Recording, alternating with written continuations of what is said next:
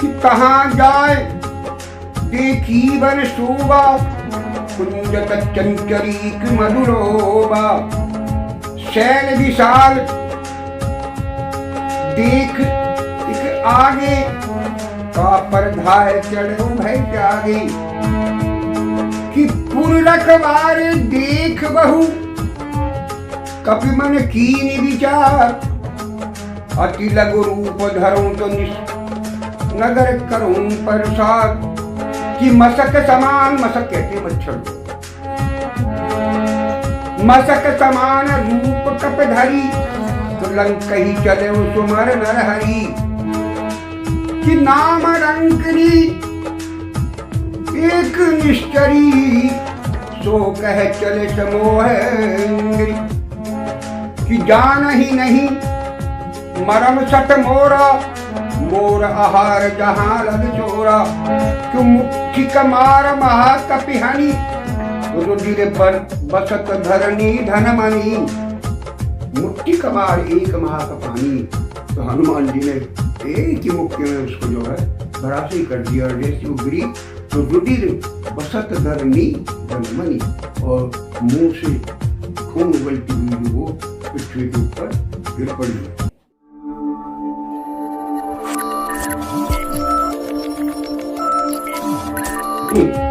कि कहाँ जाए देखी वन शोभा, कुंजत चंचरीक मधुरोबा। और वहां पे जाकर के क्या देखते हैं कि कहाँ जाए देखी वन शोभा, वहां पे वन की शोभा देखने लगे। तो गुंजत चंचरीक मधुरोबा, जहां पर पे चंचरीक कहते हैं भंवरे भ्रमर। गुंजत चंचरीक मधुलोबा, जो मधु शहद के लोग में वहां पर गुंजायमान कर रहे थे, गूंज रहे थे। शैल विशाल देख एक आगे, का परधाय चढ़ो भय त्यागे। और इससे आगे पर्वत देख करके उसके ऊपर जा चढ़े, का परधाय चढ़े भय त्यागे। और सारा भय त्याग करके वो उसके ऊपर चढ़ गए और देखने लगे। क्या देखते हैं हनुमान जी? कि पुर रखवार देख बहु, कपि मन कीन विचार। अति लघु रूप धरूं तो नगर करूं प्रसाद। पुर रखवारे देख बहु, और पुर के यानी कि पुरकोटा के, उसके लंका नगरी के पुर रखवारे देख बहु, बहुत सारे उसके वहां पर रखवाले लेकर कपि मन कीन विचार। हनुमान जी मन विचार करने लगे कि अति लघु रूप धरूं निश्चि नगर करूं पैसार। और अब मुझे इन रखवालों से बचना चाहिए और बहुत लघु रूप रख के मुझे नगर के अंदर प्रवेश करना चाहिए। लेकिन क्या होता है, जैसे उन्होंने सोचा कि एक लघु रूप बिल्कुल सूक्ष्म छोटा शरीर रख के मैं नगर के अंदर प्रवेश करूं, लेकिन ये बात भी जो है एक राक्षसी ने नहीं चलनी दी। कि मसक समान, मसक कहते मच्छर को, मसक समान रूप कप धरी। तो लंक ही चले सुमर नरहरि।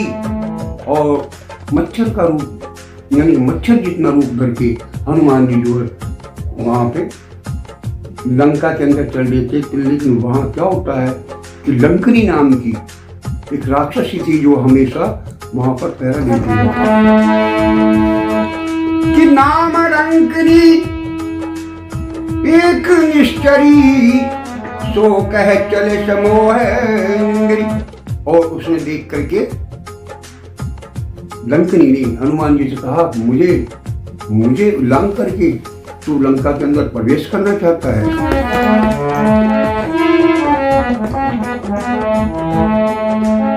कि जान ही नहीं मरम सट मोरा, मोर आहार जहां लग चोरा। अरे चोर, तू मेरा आहार है। तो इस बात को सुनकर के हनुमान जी ने क्या दिया? क्यों मुट्ठी कमार महाकपिहानी, रुधिर पर बसत धरनी धनमणि। मुट्ठी कमार एक महाकपानी।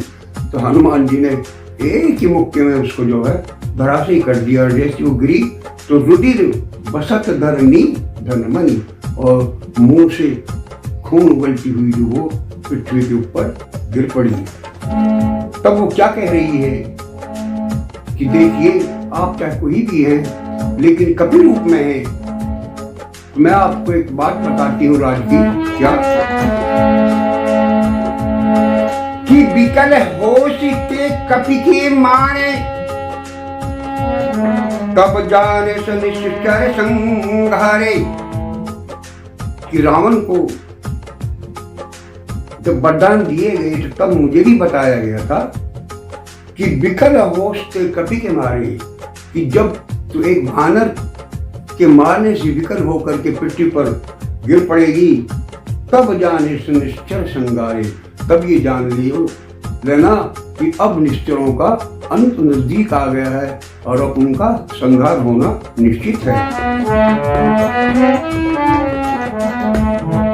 तात मोर अति पुण्य बहुता, देखो नयन राम कर दूता। कि हे भैया, मुझ पर आपने बहुत अच्छी, बहुत बढ़िया कृपा की है, जो मैंने अपनी आंखों से देखा वो नयन राम कर दूता, जिससे मैंने भगवान राम के दूत के दर्शन कर लिए। इसलिए अब मैं आपको आशीर्वाद देती हूँ, बताती हूँ और कहती हूँ, और पर विश्वनगर की सब काजा, हृदय राख कौशलपुर राजा। परविश्य नगर कीजिए सब काजा, और हृदय राख कौशलपुर राजा। कि हे भैया, अब जो है ना निसंकोच हो करके, निडर, बिल्कुल निडर हो करके परविश्य नगर कीजिए सब काजा, नगर के अंदर प्रवेश करके अपने सारे कार्य कीजिए, हृदय राख कौशलपुर राजा। लेकिन भगवान राम को आप हृदय में बसाए रखना। क्यों? कि भगवान राम का वास होने से क्या होता है कि गरल सिधु गरल सुधा रिपु करहि निकाई, गोपद सिंधु अनल शिथिलाई। जिसके हृदय में भगवान राम वास करते हैं तो उनके साथ क्या होता है कि गरल सुधा रिपु करहि मिटाई। कि गरल कहते हैं जहर को, कि जहर भी सुधा अमृत, जहर भी गरल सुधा, और जहर भी जो है वो अमृत बन जाता है। और रिपु करहि मिटाई, रिपु शत्रु को कहते हैं, और रिपु शत्रु भी जो है वो मित्रता करने लगता है, मित्रवत वचन बोलने लगता है। गोपद सिंधु, और समुद्र जो है वो भी गोपद सिंधु अनल शीतलाई, और समुद्र भी जो है एक गोपद यानी गौ के खुर के अंदर समा सकता है। और अनल शीतलाई, अनल कहते अग्नि को, और अग्नि के अंदर शीतलता पैदा हो जाती है। कि आखिर ये बात सुनकर के हनुमान जी ने मन में विचारा कि अब मुझे निष्कंटक चलना चाहिए, कोई अब कठिनाई नहीं होगी। अति लघु रूप धरे वो हनुमाना, बैठा नगर सुमर भगवाना। और बहुत ही सूक्ष्म शरीर धारण करके हनुमान जी जो है वो अति लघु रूप धरे वो हनुमाना, बैठा नगर सुमर भगवाना। और भगवान रामचंद्र जी का सुमरण करके नगर के अंदर प्रवेश कर जाते हैं। और वहाँ मंदिर क्या करने लगे कि मंदिर मंदिर प्रतिकर शोधा, देखे जहत अनेक योधा। और वहाँ प्रत्येक मंदिर मंदिर यानी कि हर एक महल में जाकर के वो देखने लगे, खोजबीन करने लगे। देखे जहत अनेक योधा, जहाँ पर अनेक योद्धा पहरा दे रहे थे। और वहाँ गलहु दशानन मंदिर माही, अति विचित्र कह जात सुनाई। और रावण के महल के अंदर भी उन्होंने झांक करके देखा, प्रवेश करके देखा, और अति विचित्र के जात सुनाई, जो कि बहुत ही विचित्र प्रकार से निर्मित था, बना हुआ था। शयन किए देखा कपितेहि, मंदिर मौन दीख बैदेही। और इस प्रकार जो है ना सभी महलों का उन्होंने रक्षण कर लिया, देखभाल कर ली। राम का महल भी देख लिया, लेकिन हनुमान जी को माता बैदेही जो है मंदिर मौन दीख ही बैदेही। और किसी भी मंदिर के अंदर, किसी भी महल के अंदर माता सीता विराजमान नहीं थी, नहीं मिली। और भमन एक पुन सीख सुहावा, हरि मंदिर तक भिन्न बनावा। भवन एक पुन दीख सुहावा, हरि मंदिर के भिन्न बनावा।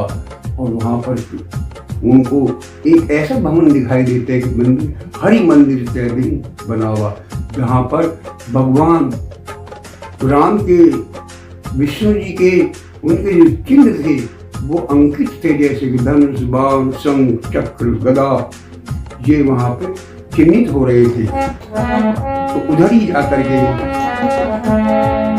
रामायुध अंकित ग्रह शोभा परिणदाय, नव तुलसी का वृंद कहत देख हर्ष कपिराय।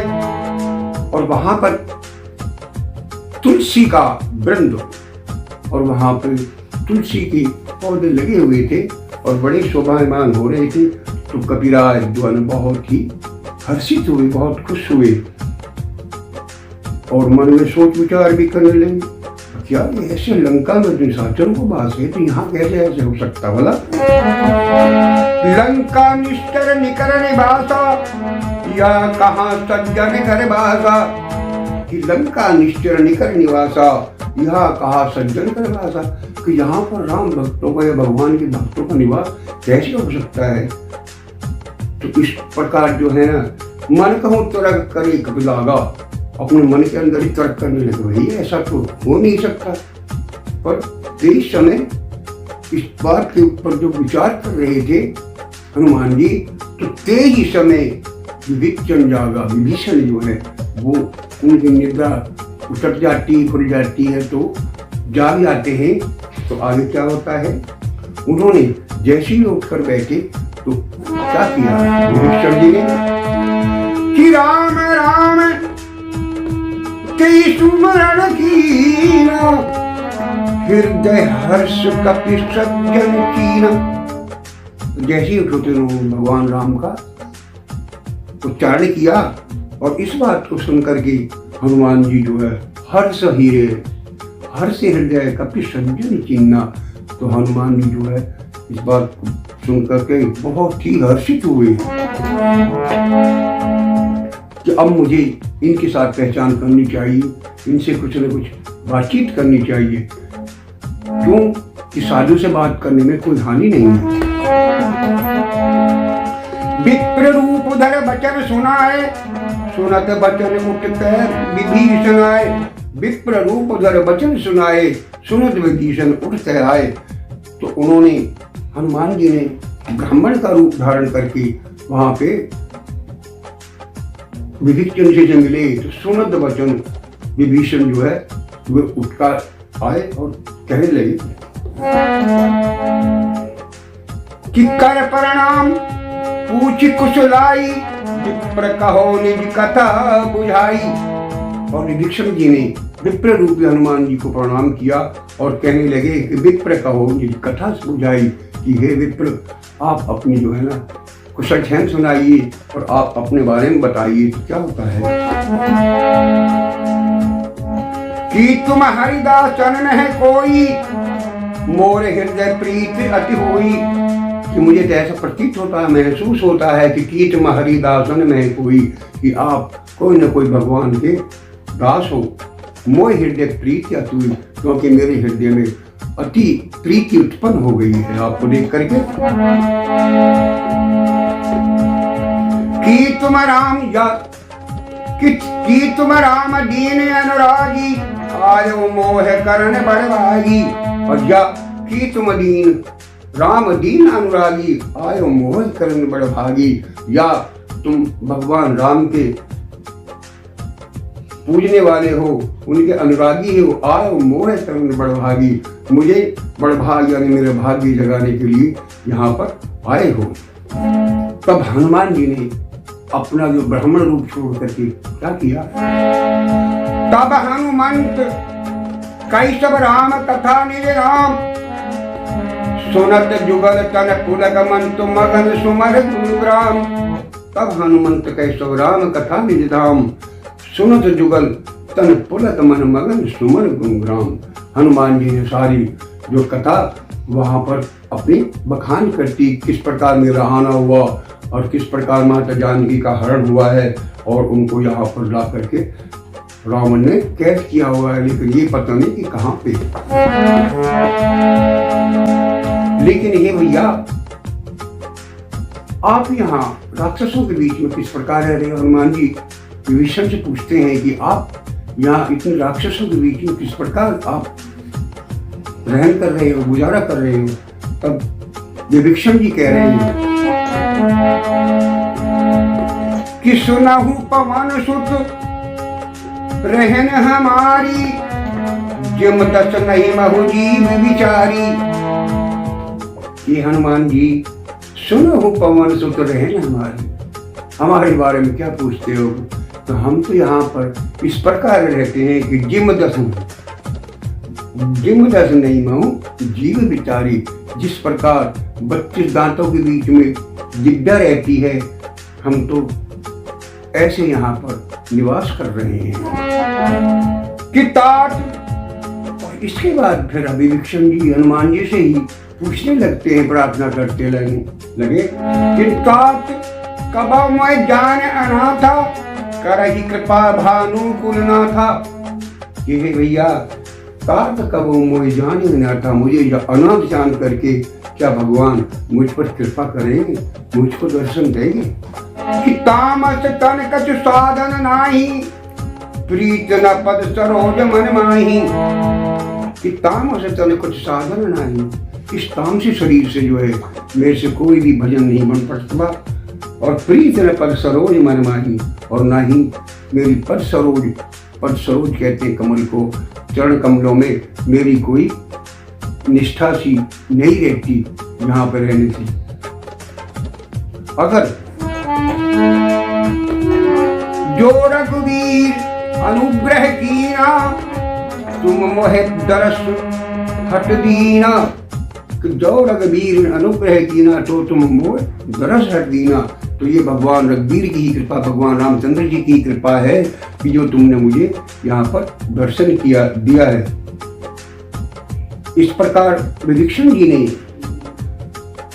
सारी कथाएं सुना करके, तो जैसे हनुमान जी ने पूछा था माता जानकी के बारे में, तो माता जानकी के बारे में विभीषण जी बताने लगे कि पूरी सब कथा विभीषण कही, जय विद जनक सुता पहनहि। सारी कथा का व्याख्यान कर दिया विभीषण जी ने, तो किस प्रकार माता सीता जो है यहाँ अशोक वाटिका में कैद है, उनके बारे में सब कुछ बता दिया। तब हनुमान जी कहने लगे कि तब हनुमंत कहा सुन भ्राता, देख कहूँ मैं जानकी माता।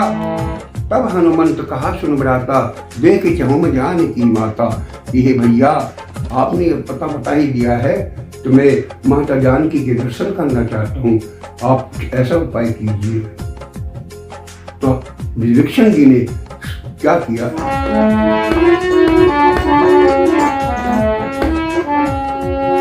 जुगत विभीषण सकल सुनाई, चले हो पवन सुत विदा कराई।